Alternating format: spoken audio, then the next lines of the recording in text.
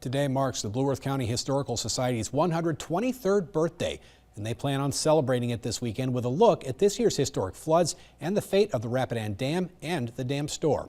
Aaron Stuvey has more.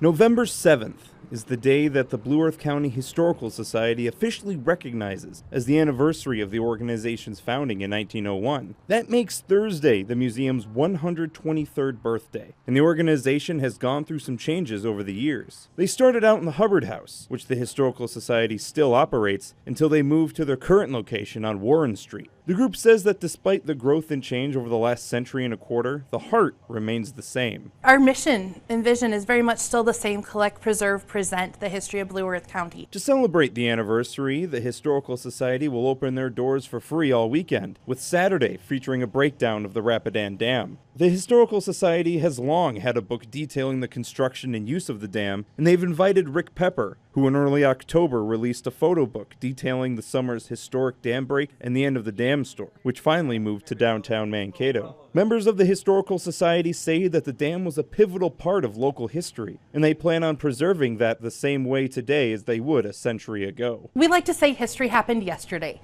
So we are collecting newspaper clippings for now, but as people find things in their home that relate to Blue Earth County, we encourage them to donate them to the Historical Society. So they're there for current generations, but also future generations. In Mankato, I'm Aaron Stuvey.